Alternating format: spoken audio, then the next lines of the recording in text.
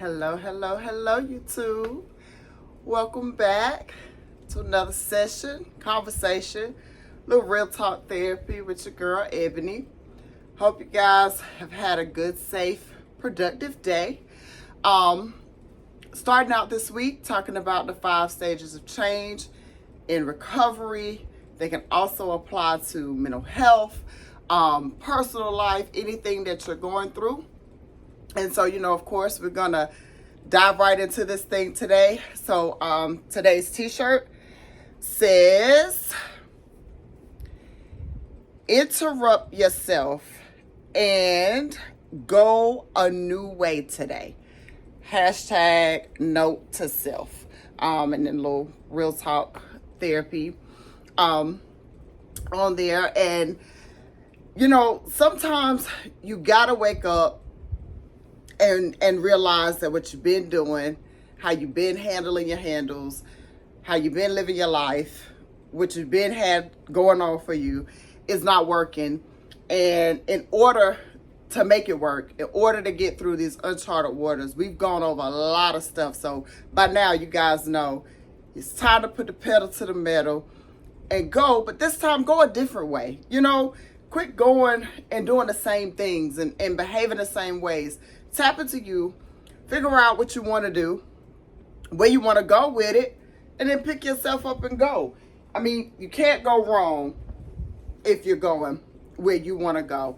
So today's Coach bag, go in a little bit with the Coach. So, if you're looking into the colors, and I done had all kinds of stuff in this bag today, but the colors do match my shirt. And I am wearing the Burgundy Vapor Max from yesterday. So, before we get started here, let me go ahead and get that glimpse of those. Oh, so here they go. Wine colored, maroon, burgundy, whatever, you want to call it. That's what we're working with today.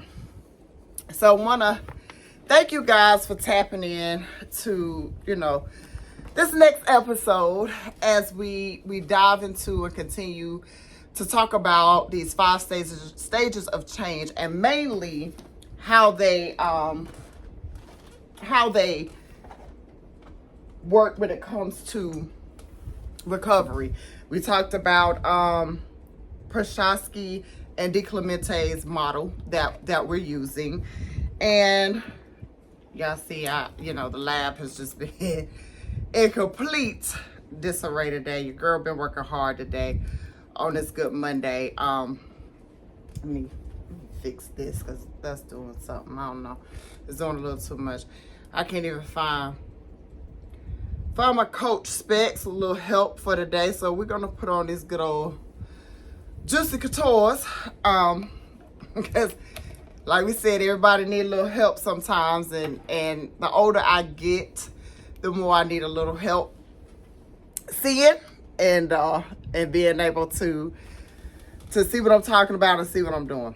So, at any rate, we're going to go into the 2nd stage of change, and we're using it with Scooby and the gang.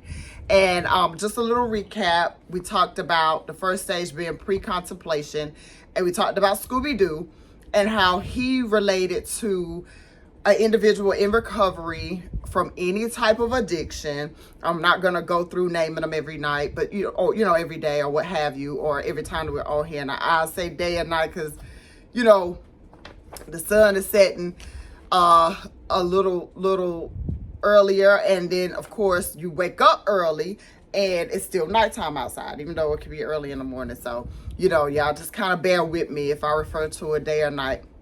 It's all the same when you're chasing your dreams, because a lot of times I'm up and I'm doing something, and as it relates to making sure I get this content put out for you guys every day as promised. So the 2nd stage, in the stage of change, when you're dealing with any type of recovery, it's called contemplation.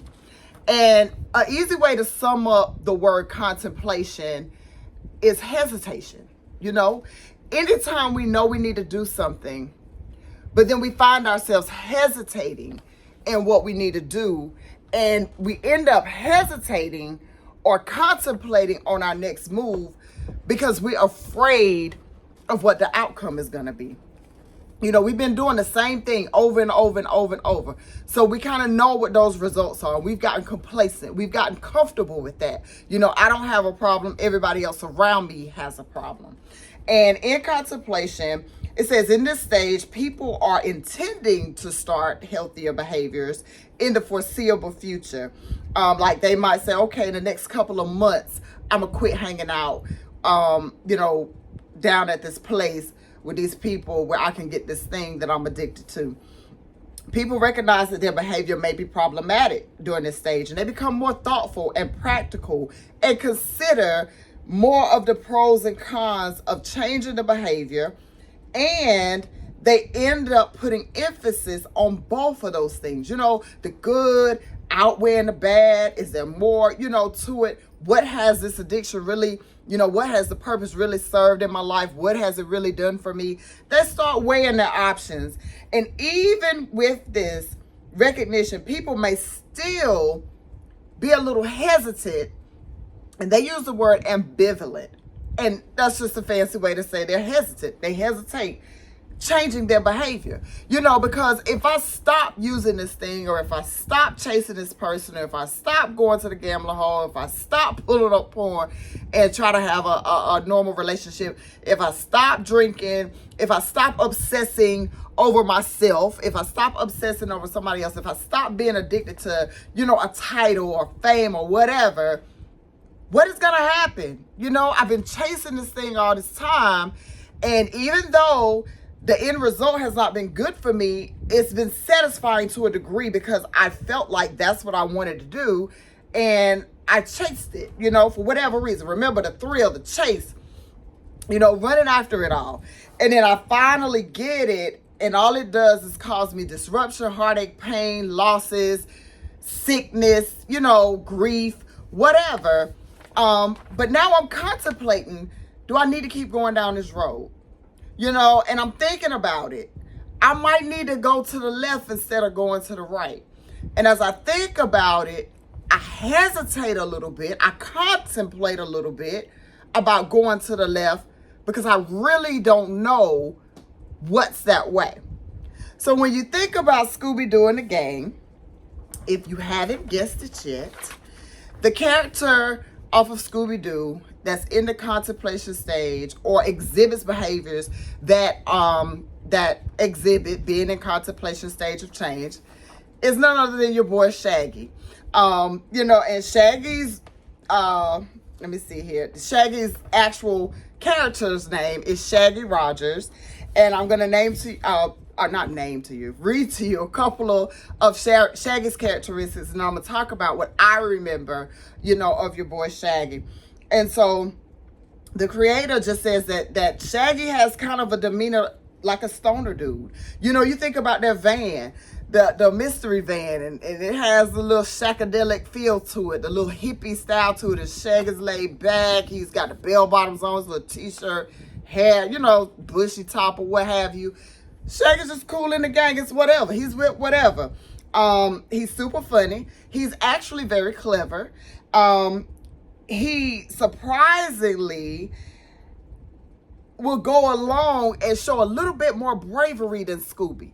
You know, even though he's appears scary, he doesn't have an issue kind of going along and doing his part with solving these mysteries, you know, with or without any of the other characters. His voice is kind of whimpery. You know, he's a kind of, I don't know, kind of surfer dude type thing where he's so laid back, but he also is still afraid of what's to come.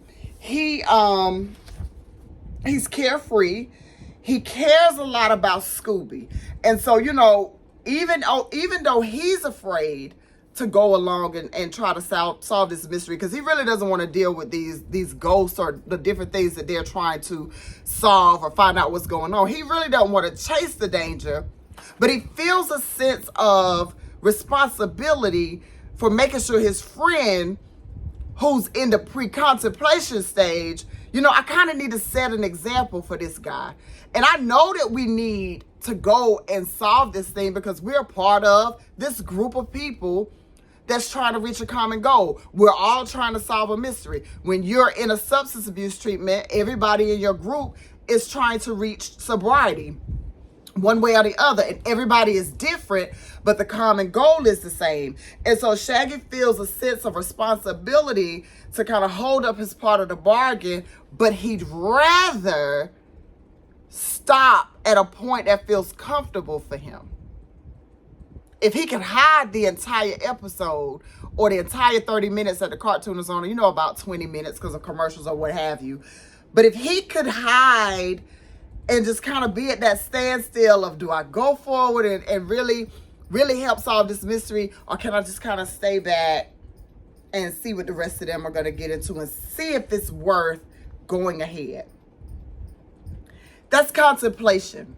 Shaggy hesitates every episode of whether or not he needs to move forward with solving the mystery, whether or not he needs to work together with the group to come to a common goal, whether or not he needs to work together with his natural supports, whether or not he needs to work together with his certified alcohol and drug counselor or the agency that's providing him the services, whether or not he needs to work the person-centered plan that he's created and all of the things that he said he wants to do.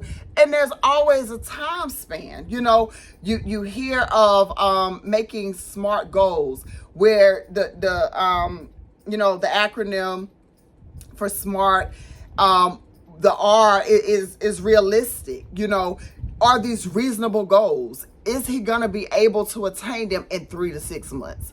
Or is this goal going to take him, 30 days versus 90 days? So for Shaggy, he's in that stage of contemplating going forward because, I'm a little afraid to go ahead and see what the outcome is going to be. But at the same time, I'm kind of comfortable, back here. I've come to a certain point. I've recognized that I got a problem, and I recognize that my behavior is a problem. And I've gotten to the place of knowing that I've got to do something. But, I'm not really quite sure if I want to take those 10 steps forward or if I want to stand still. I'm not quite sure if I want to wake up and do something intentionally different today. I'm not quite sure if I want to speak more positively and be more motivated into myself. I'm not quite sure if I can do this, but I know I need to do it. Whether I was ordered by the court, referred by DSS, had an accident or overdose, died and came back to life and recognized, okay, I really need some help. Whatever the case may be, whether I've lost everything, this addiction, this behavior, this thing has a hold on me and I can't control it. I need some help. And I got the gang around me and I'm looking at everybody in the gang and I'm looking at the stages that they're in. And right now I'm kind of comfortable contemplating what my next move will be. I'm okay with hesitating on what my next move will be. And when you have that mindset, I call that a stuck mindset. You're stuck right where you are. You've made minimal progress because you've recognized that you have a problem. But you're afraid to go to the left because you're so accustomed to going to the right. I want to tell you today that your path, your lane is carved out for you to travel. The road is going to be bumpy. Don't go down the road expecting this thing to be easy, because nobody ever said it was. Nothing worth having comes easy. You got to put in the work. You got to put in the steps.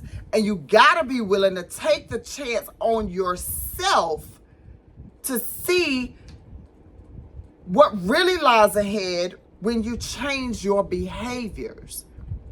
So, denial, of course, is one of the worst places to be. That's down there in pre-contemplation. I'm no longer denying that I'm struggling with this thing, but I'm also not quite ready to receive the help that's being offered. I'm going to come to the class. I'm going to get the workbook. I'm going to read the stuff. I'm going to look at the TED Talk. I'm going to go on YouTube and check out the Real Talk Therapy that you've given me for an intervention. I'm going to look at it, and I might take a couple of notes. But I'm still okay going around these people in these places and doing this thing. I might not do it as much as I used to do it, but I'm not quite ready to give it up. And believe it or not, if you are in the contemplation stage of anything in your life, any major change that you're making in your life, you've made progress. So don't get stuck there. Don't stay there, Shaggy.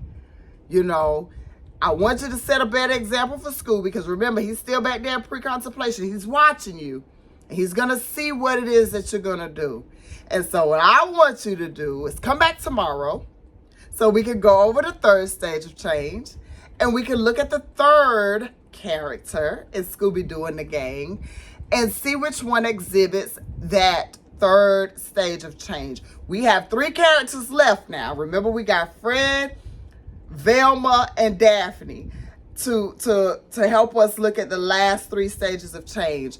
And I want you guys to make a note to yourself, make a promise to yourself, make an affirmation to yourself. You don't always have to use what everybody else is using. You don't have to look in the mirror and say, yo, no rain, me cry, whatever Tina was saying on No Rain Me. Y'all know what I'm talking about. Oh, what's love got to do with it? Create your own acronym. Look at you and know where you want to go and speak life into yourself, and stop letting other people come for your life. That's your life. Remember, I told y'all, if you come for my life, you got to catch up first. Then it's going to be hard for you to keep up. You've got to run your own race, and don't worry about what the people in the other lanes are doing. You can't get caught up in what nobody else is doing. This is for you. Make it personal. Because the minute we start trying to emulate, and that's just a fancy word to say copy, the minute we try to be like other people, we lose every sense of self. And you owe it to yourself to walk your own path. Lace up your own shoes, no matter what kind of shoes they are, and walk your walk so you can talk your talk. And you can help somebody else as well. So, again, guys, thank you so much for stopping by. I want you to continue to, help me with getting these interventions out, getting these conversations out so we can help somebody that's stuck. You know a Shaggy in your life, and it's quite possible you are the Shaggy in your life. It's time to make a change. It's time to move. It's time to move.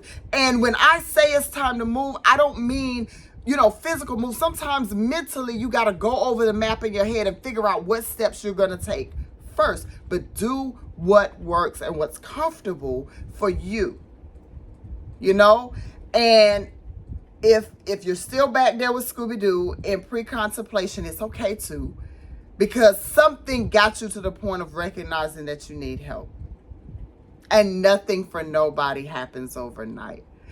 So again, thank you guys so much for spending this time with me daily, having this conversation with me. And I really hope you guys are still around with me when I get to the point where it can be live and we really can talk and I start having guests on and it's a real live conversation.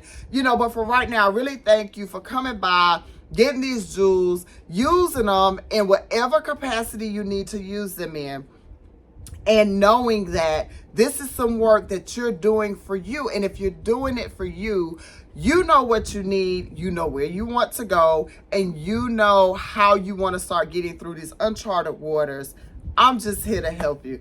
Throw me a paddle and your girl got you. But we're not going to go round and round and round in circles. We got to face this stuff head on.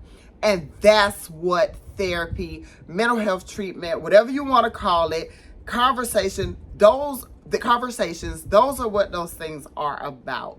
So again, thank you guys so much.